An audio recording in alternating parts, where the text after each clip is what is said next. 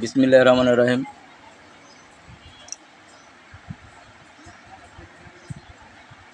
Doctor Zakir Naik sir ওনার piece টিভির ব্যাপারে একটা কথা বলি।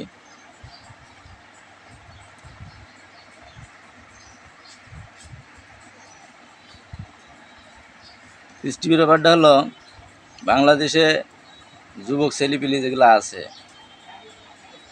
অখেয়ালে অবহেলায় জিনিসের সময়ের মূল্য না দিয়ে ঘুরে বেড়াচ্ছে, ভৈক্য করে ঘুরে বেড়াচ্ছে। টিভি মনে করেন দেখছে, সাধারণ টিভি দেখছে, সময় কাটাইতেছে। টিভির মধ্যে একটা ভালো চ্যানেল থাকলে গান তো দেখবে।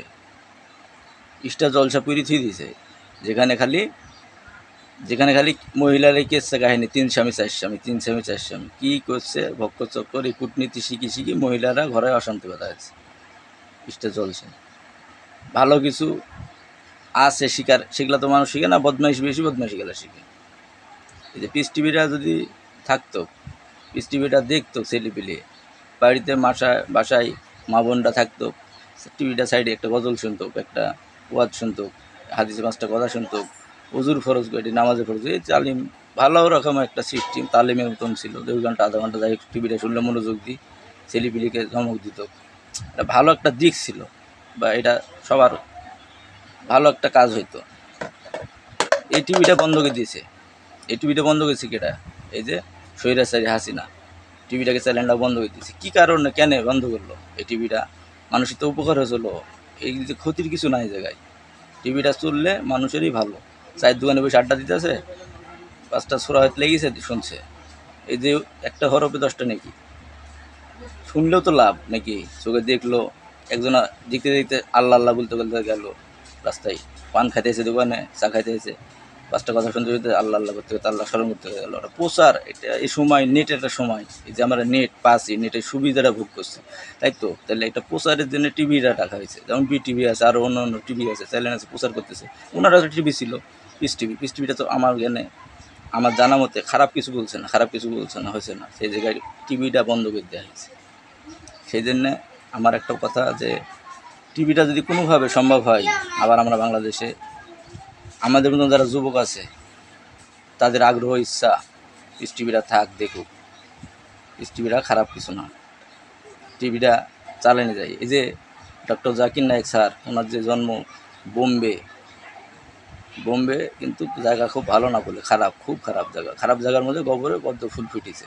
এই যে জাকির নায়েক স্যার, এনার কোনো মূল্যায়ন কোন জায়গায় উনি আলেম মানুষ, কোন জায়গায় থাকার কথা তার? আল্লাহ তাআলা রাগিয়েছে, কিন্তু আমরা কোন জায়গায় দিচ্ছি? আমরা তাকে রাখতে চাইছি। ওনার জায়গাটা কোন জায়গায় বসাইতেছি আমরা? বোম্বে মানুষ নাই, ভালো মানুষ নাই?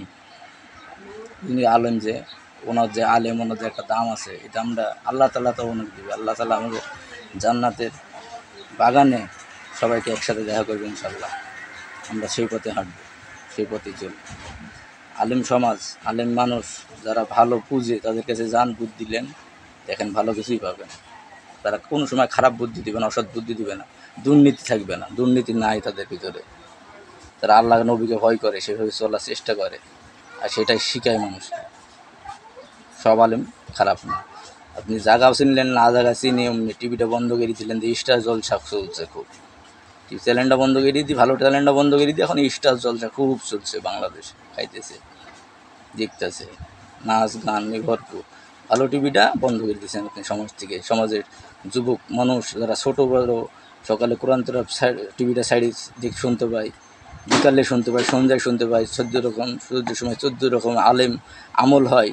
আপনার গায়ে বিষ লেগে গেছে, আপনি টিভিটা দুর্নীতি করে বন্ধ করতে গেলে সৈরাচারী, আপনি টিভিটা বন্ধ করে দিতেছেন। মানুষকে ভালো কিছু টুপিওয়ালা দেখতে পাচ্ছেন না। ওরা যে নামাজ পড়ছে, ভালো কিছু শিখাছে, চ্যানেলটা প্রচার করতেছে, যুবক সমাজের কাছে যাচ্ছে, ভালো কিছু আস্তে আস্তে উন্নতি হয়েছে, আপনি হুট করে বন্ধ করে দিলেন, অন্য কারণ চক্কর করে কী একটা সমস্যা বাঁধিয়ে দিয়েছেন। টিভিটা চললে আপনার কী সমস্যা হয়েছে ওই জায়গায়? আমাদের মতন অনেক মানুষ আছে যারা দেখি শিখে, যারা কথা বলতে জানে না, তারা দেখি শিখছে, মানুষের আচার ব্যবহার শুইনি শিখছে, এরম লোক আছে।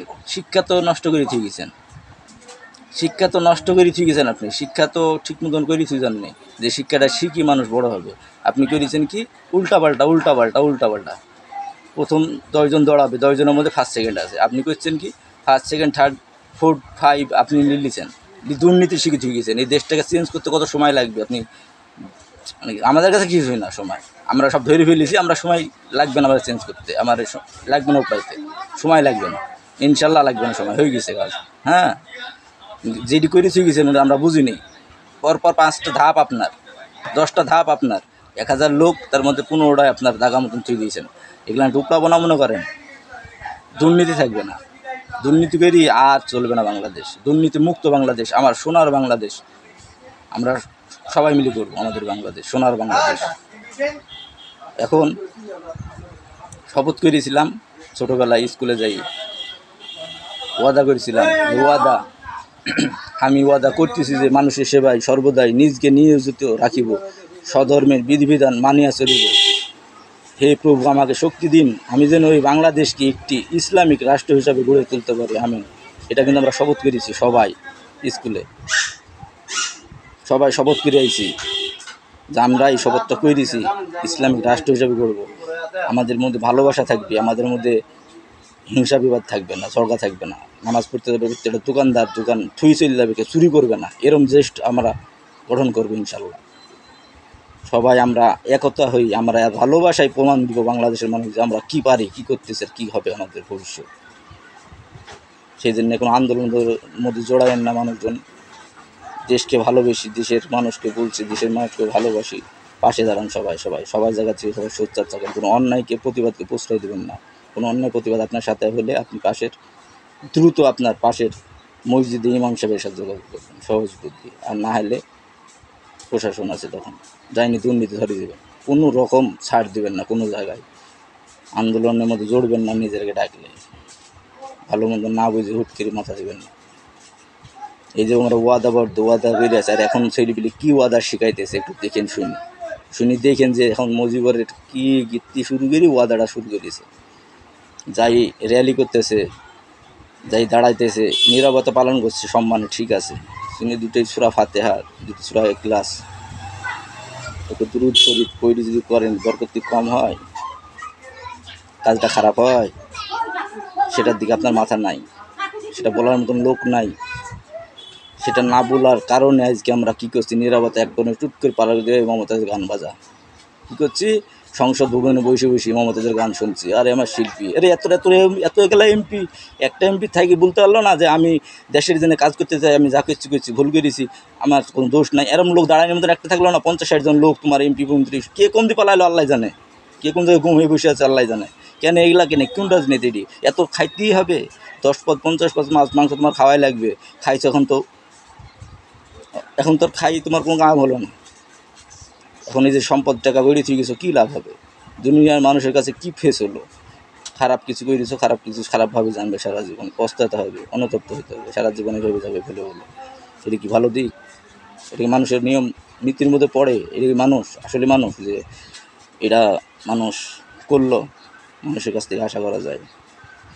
সত্যিকারের বুধ শক্তি এটি দেশের মধ্যে কী চলছে, সারা বাংলাদেশটার মধ্যে আমাদের হাহাকার শুরু দিয়েছে, কেন আমরা কী ক্ষতি করছি, কার ক্ষতি করছি, কী এত আমাদের অপরাধ?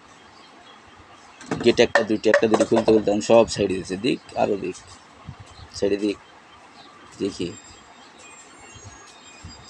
আল্লাহ আমাদের পাশে আছে, আল্লাহ আমাদের সহায় আছে। আমরা কতবার আল্লাহকে ডাকি সারাদিনে, কতবার আল্লাহ আল্লাহ করি, উপরাল্লাহ জানে, এটা উপরাল্লাহ জানে। বাংলাদেশের মানুষ আল্লাহকে কত স্মরণ করে, সেই ভালোবাসার জন্য আল্লাহ আমাদের এখন টিকে রেখেছে, সেই কথাগুলো এখন ওই জন্য ভুলতে পারছি। আল্লাহ যদি তৌফিক না দিত না, তাহলে কিছুই করতে পারতাম। সবাইকে আল্লাহ সঠিক দোষ দান করুক, আমিন।